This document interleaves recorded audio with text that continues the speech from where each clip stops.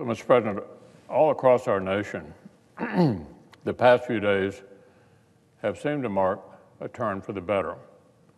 On Friday morning, new data showed that the economic fallout from this pandemic may have bottomed out and begun to turn around weeks earlier than had been predicted. Instead of losing millions more jobs in the month of May, our nation had already begun adding back millions of jobs. Lockdowns are easing, businesses are reopening. The greatest country in world history is coming back online, and our citizens are getting their jobs back by the millions. Now, there's no question our national comeback is just beginning. The coronavirus is still with us. We have a long way to go to rebuild and recover from the historic layoffs this spring. But already, even in these early days of our careful reopening, the American people are trouncing the predictions and starting to come back strong. What's more, this weekend saw millions of Americans once again take to the streets and town squares to protest the deaths of George Floyd, Breonna Taylor, and other Black Americans at the hands of law enforcement. But unlike what our nation faced about a week ago, this weekend's demonstrations seem to have been almost entirely peaceful. No more rampant looting, no more police precincts set on fire. By and large, just peaceful protests in our great American tradition. In my home state of Kentucky and Louisville, just like around the nations, hundreds gathered to remember Breonna Taylor on what would have been her 27th birthday and to continue to call for answers.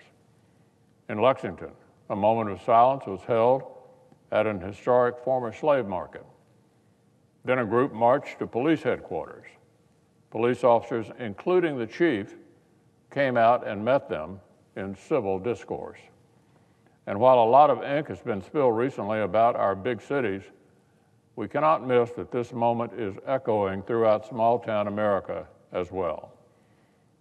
It was the same story in Benton, in Danville, in Moorhead, all around the Commonwealth and all around the country.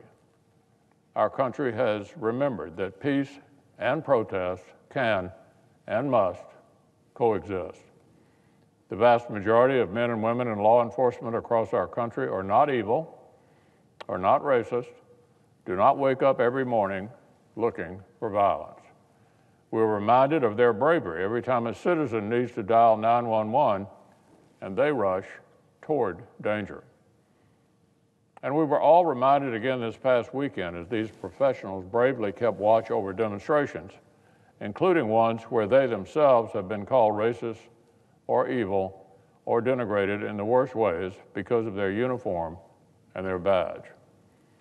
So, Mr. President, if peaceful protesters rightly do not want to be lumped in with a subset of looters and rioters who seek destruction, then the vast majority of brave police officers cannot be lumped in with the very worst examples of heinous behavior. It's that simple.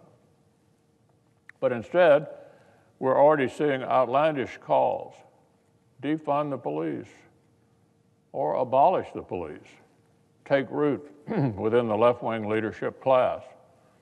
The president of the city council in Minneapolis has proclaimed she can imagine a future without police. One of her fellow council members put it even more clearly. This council is going to dismantle this police department.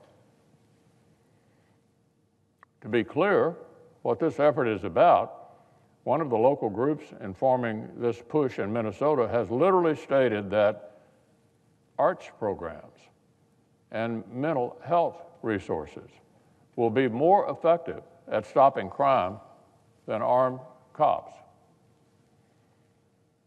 Instead of, quote, dangers armed with guns, they say other professionals like social workers should be the ones to, quote, respond to crises in our community. I'm all for social work and mental health, but call me old-fashioned. I think you may actually want a police officer to stop a criminal and arrest him before we try to work through his feelings. Well, even if some left-wing leaders fall for this nonsense, I have a feeling the American people are too smart for that. They know that what happened to George Floyd is totally abhorrent. They also know that riots and looting are unacceptable. And they also know that well-trained law enforcement officers are an important part of creating safe communities, not something to defund or abolish.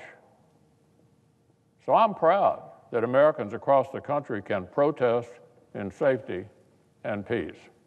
I'm proud that their neighbors continue to answer the call to protect and to serve.